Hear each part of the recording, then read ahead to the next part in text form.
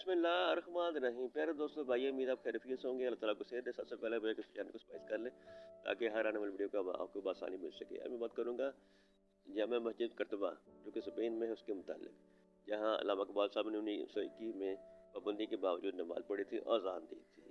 इस मस्जिद की हिस्ट्री बड़ी अहम है। ये अब्दुर्रहमान जो खलीफा था उसके दौर में बनाई गई थी।